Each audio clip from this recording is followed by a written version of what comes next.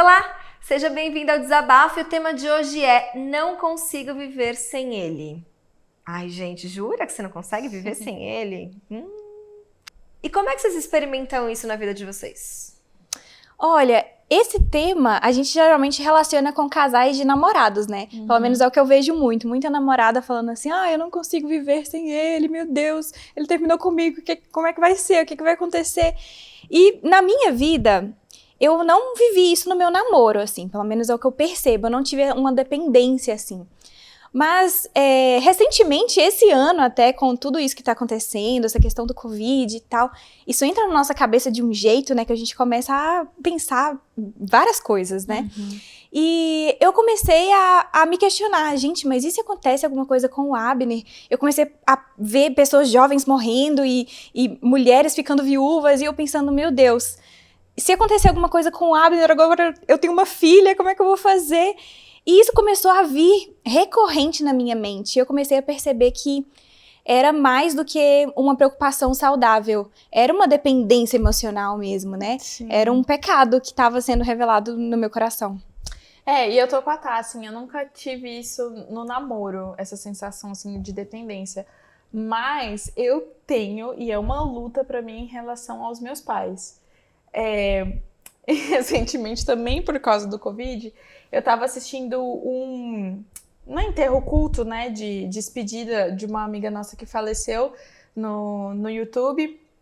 E aí, ela é mãe de uma amiga minha, né? E aí a menina foi falar e tal, e eu fui me colocando no lugar dela ali, eu falei, cara, e se eu enterrar minha mãe? Aí eu comecei a pensar em enterrar na minha mãe, enterrar meu pai, comecei a chorar, o Cleito passou assim e falou, nossa, mas eu não achei que você era tão amiga, assim, da pessoa pra chorar. Não, eu tô chorando por ela também, mas eu tô pensando aqui no meu pai, na minha mãe, não, eles não podem morrer e tal, não sei o quê. Aí o Cleito só falou assim pra mim, eu acho que tem alguma coisa errada aí no seu desespero, e ele tinha razão, assim, né, desse meu apego, dessa minha dependência emocional com os meus pais. E isso é uma luta que eu preciso colocar constantemente diante de Deus pra, né, quando Deus os chamar, se ele chamar os meus pais primeiro do que a mim, né, eu lidar com isso do jeito certo, né.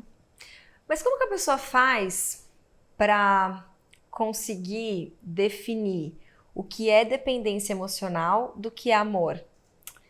Porque assim, uma coisa é você amar a pessoa e você se colocar do outro lado da mesa e falar, meu, quando chegar a minha vez, eu vou sofrer demais.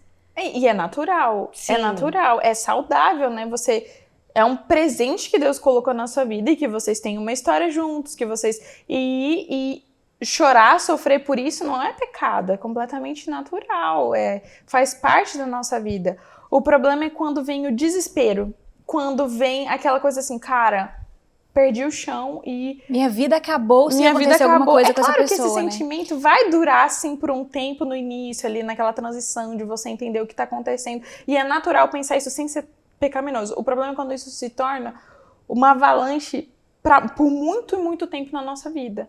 Então é um desespero e A vida perdeu sentido porque você perdeu alguém. Exatamente. Ou até fazer com que a gente se questione a Deus, né? Por que ele fez isso? Se revolte contra Deus, sem aceitar a vontade dele pra nossa vida e pra vida dessa pessoa, né? Exatamente. E por que a gente experimenta isso? Quando a gente olha pra Bíblia, né, na criação, Deus nos criou para sermos criaturas e ter um relacionamento com ele de criador e criatura. Né? Porque ele é o todo-poderoso, ele é bom, ele é suficiente, ele é grande e muitas coisas. E ele tem capacidade para ser tudo isso que ele é. E nós, criaturas, que somos falhos, limitados, e como ele não é só criador e ele é Deus, qual deveria ser a nossa correspondência? De adoração, de entrega, de uma vida voltada para ele. O problema é que logo após a criação, 3 capítulos depois, Adão e Eva, eles pecaram. E com isso o pecado entrou no mundo. Então, essa correspondência criou ali uma interferência ali, né? Que é o pecado. Então, a gente inverteu essa questão, né? De tratar Deus como criador. E a gente se colocou no lugar dele, ou não. Ou a gente colocou alguma coisa na nossa vida, né? Como Deus. E a gente acaba idolatrando, né? E aqui a gente entra na terminologia bíblica dessa questão, né? Viver sem ele, essa dependência emocional, é um conceito, mas se a gente olhar para a Bíblia, o conceito bíblico disso é idolatria. É quando a gente troca Deus, que deveria ser o nosso ídolo, o Deus do nosso coração, o rei do nosso reinado, para alguém, né? Por alguém. No caso aí, um namorado, no caso da Tatá, o Abner, no meu caso, os meus pais, né? Então, quando a gente inverte isso, tá errado, isso se torna dependência, isso se torna idolatria, e é quando a gente coloca, então, o nosso senso emocional de bem-estar em outra pessoa. É quando a gente coloca o senso de necessidade, de exclusividade, tudo em alguém que não é Deus. Tem até um versículo, né, Mar, que cita sobre isso. É verdade, que a tem gente mesmo. colocou as criaturas, né? É verdade, tem mesmo. E está em Romanos 1:25, né? Que fala que trocaram, né? O ser humano ali trocou a verdade sobre Deus pela mentira. Deste modo, adoraram e serviram coisas que Deus criou em lugar do Criador, que é digno de louvor eterno. Então, é isso que o pecado fez com a gente. Ele inverte essas coisas dentro do nosso coração. Sim. É interessante que, nessa questão de idolatria, a gente pode idolatrar no nosso coração coisas que são realmente ruins, tipo a sexualidade fora do casamento, bebidas, drogas, enfim. Mas é muito comum a gente idolatrar também coisas que Deus criou para ser boas, né? Então, o casamento, a família, amizades. Então, eu acho isso muito interessante. A gente tem que estar sempre alerta e pensando, né, que mesmo as coisas boas da nossa vida podem se tornar um ídolo no nosso coração, né? E é muito mais difícil você ter essa consciência, né? Uhum. Porque é bom. É porque a gente associa sempre pro mal, né? Então, assim, tudo bem, ser viciado em drogas realmente é muito ruim. É unânime, todo mundo né, concorda. todo mundo sabe. Agora, essa não unanimidade faz com que fique mais difícil você reconhecer a idolatria, né? Exatamente. Atualmente, o mundo prega que nós não devemos ser dependentes emocionalmente uns dos outros. Quantos podcasts, blogs e reflexões não têm saído sobre esse tema, não é verdade? Para nós cristãs e para o mundo, há uma convergência aí sobre esse tema. Porém, a Bíblia apresenta uma resposta um pouco diferente sobre dependência emocional. Eu quero saber de vocês qual que é essa solução bíblica. O mundo, né, como a gente até já citou em outro episódio, né, ele vai falar da resposta de encontro em si mesmo, a questão do empoderamento, do feminismo e além disso, né? Mas a resposta que Deus dá para isso é de que Ele é a resposta da questão, né? É nele que a gente encontra a solução da nossa vida e é nele e ele que a gente deve se relacionar como Criador, como Deus e não nós mesmos. Por quê? Porque ele é o Todo-Poderoso. Às vezes a gente cria uma expectativa numa outra pessoa que ela vai suprir suas necessidades, que ela vai te trazer segurança que você precisa, que ela vai fazer... que essa pessoa ela não vai conseguir. É uma mentira que a gente colocou na nossa cabeça. Mas quem tem toda a capacidade para suprir tudo isso é Deus e somente Ele, né? E é muito engraçado que se a gente for fazer uma brincadeirinha aqui, quando a gente coloca, como a gente né, olha para Deus, como Criador, então a gente o adora como Deus e a gente vê nele aquele que a gente precisa, aquele que a gente coloca todas as nossas expectativas, a gente tem nossas expectativas realizadas e nisso a gente vive uma vida leve, não uma vida longe de problemas. Não é isso, né? A gente vai ter problemas, mas a gente vai sempre encontrar uma saída por ele. Tem até um versículo, né? Em 1 Coríntios 10:13, que fala, né? As tentações de sua vida não são diferentes da que os outros enfrentam, mas Deus é fiel e Ele não permitirá que tentações maiores do que você pode suportar. Quando forem tentados, Ele mostrará uma saída para que consigam resistir. Então, assim, a vida com Deus não é sem problemas, mas nele a gente tem a solução desses problemas. Então, voltando lá, né? Se a gente lida Deus como Deus, a gente cria expectativas, coloca nossa necessidade, nossa segurança nele, a gente o adora, então, como Deus, a gente tem as nossas expectativas realizadas e nos problemas nós temos soluções. Agora, quando a gente inverte isso e coloca alguém, né? No caso aí, um rapaz, como Deus na nossa vida, a gente o adora, nós criamos expectativa neles, mas nós vamos encontrar expectativas frustradas, porque esse cara não é Deus, ele não tem toda a capacidade, ele não tem um todo poder para suprir tudo aquilo que a gente precisa, então sempre vai ser frustrado, e aí a gente vai se afundando numa tristeza, numa depressão, num cansaço de vida, assim, porque parece que nada se soluciona e tudo mais.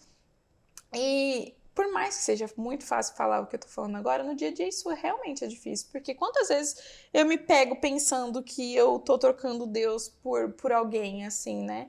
E é uma luta que a gente precisa, assim, diariamente renovar nossa mente e falar assim, nossa, Deus me ajuda. O Senhor é o Deus da minha vida. Não dá pra eu criar expectativa em outra coisa. Não dá, porque eu vou ter minhas expectativas frustradas. Né? Sim. Continuando com essa linha de raciocínio, tem um versículo que fala exatamente, né? Que o mundo não oferece o que a gente precisa. Quando a gente tenta encontrar respostas, soluções dos nossos dilemas no mundo, né? A Bíblia nos responde com esse versículo. Não amem este mundo, nem as coisas que ele oferece. Pois quando amam o mundo, o amor do Pai não está em vocês. Porque o mundo oferece apenas o desejo intenso por prazer físico, o desejo intenso por tudo que vemos e orgulho de nossas realizações e bens. Isso não provém do Pai, mas do mundo. E este mundo passa, e com ele tudo que as pessoas tanto desejam. Mas quem faz o que agrada a Deus vive para sempre. Isso está em 1 João 2, 15 a 17. Então, esse versículo mostra, né, que o mundo não traz solução. O que o mundo traz? O mundo traz o desejo intenso pelo prazer físico, por tudo aquilo que nós vemos, então, o poder, a ganância, né, tudo isso. E o orgulho das nossas realizações, né? Então, mostra o nosso egoísmo, mostra que a gente deseja a aprovação das pessoas e tudo mais. Então, o mundo quer, o diabo quer que a gente tente encontrar a nossa dependência, a nossa paz aqui no mundo, né? Mas Deus nos chama para viver com ele. E a gente tem que pensar também qual é a nossa real necessidade, né? Quando os nossos olhos estão fixos no aqui e no agora, a gente não consegue entender o que a gente realmente precisa. Então, quando a gente apenas vê o nosso marido ou a nossa família como tudo que a gente necessita, a gente vê que falta algo, né? Não é só aquilo. A gente tá preso, né? A gente tá preso naquilo. E isso me lembra muito a passagem da Bíblia também, da história de Paulo, quando Paulo estava passando por alguma coisa muito difícil, né? A gente não sabe se era uma doença ou se era um pecado, né? Que ele lutava contra. E ele pediu para que Deus removesse aquilo da vida dele. Ele pediu por 3 vezes e a resposta de Deus foi: a minha graça é tudo que você precisa. Então, quando a gente tira os nossos olhos do aqui e do agora e entende que tudo que a gente precisa é a graça de Deus, a gente começa a entender, né, que nossa esperança não tem que estar aqui, mesmo que seja em coisas boas, nossa família e tudo mais. E o legal é que o verso continua, né? Que fala, minha graça é tudo que você precisa e meu poder opera melhor na fraqueza. Então, isso me faz lembrar também de quando acontece uma fatalidade, acontece alguma coisa muito ruim com as pessoas que amamos, em quem a gente depende emocionalmente. É nesse momento, né, que a gente se volta para Deus e precisa entender que o poder dele tá operando ali naquele momento que a gente tá sofrendo, naquele momento que a gente acha que não tem solução, que a nossa vida acabou, porque a gente depende emocionalmente dessa pessoa, porque a idolatria do nosso coração tá ali.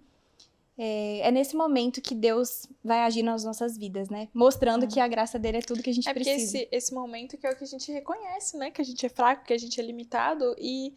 É só quando a gente reconhece isso que Deus pode agir na nossa vida, né? Enquanto a gente quiser ser Deus, a gente nunca vai enxergar que Ele é Deus, né? Então, esses momentos são muito preciosos. Momentos de fraqueza. Muito lindo tudo isso. E é verdade mesmo, gente. Tô aqui refletindo tanto que eu fiquei até sem palavras, sabe assim? Porque mexe muito comigo esse versículo.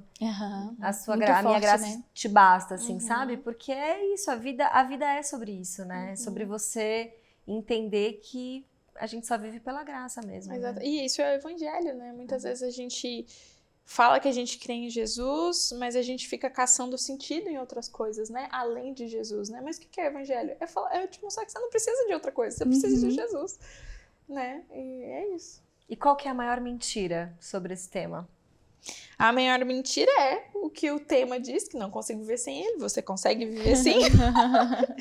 E a maior verdade é de que nós precisamos de Jesus. É ele que a gente precisa, ele é a nossa real necessidade. Mas como que a gente faz pra colocar tudo isso em prática quando a gente acha que a gente precisa de alguém que não é Jesus? Que não é Jesus. Bom, acho que a primeira coisa é a gente deixar Deus ser Deus na nossa vida. Ele ser soberano nas nossas Criador, vidas. né? O O Criador. Deus. Quem é o único digno de total dependência, né? Exatamente. A segunda coisa, lembre-se que o mundo não pode satisfazer os desejos do nosso coração.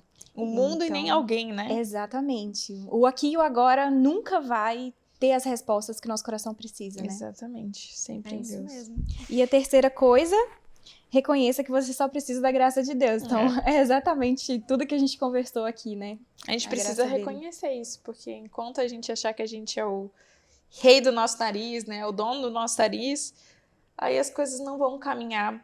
Muito bem, esse programa mexeu profundamente comigo e eu quero convidar você, mulher que está assistindo a gente agora, onde você estiver, quando você estiver, se você estiver passando por esse problema também de colocar alguém ou alguma coisa no lugar de Deus, por favor, entre em contato com a gente, deixa a gente saber da sua história, a gente quer poder te ajudar, quer orar por você e a gente está à sua disposição, de verdade, Desabafa é para isso, tá bom? Muito obrigada, até a próxima, tchau!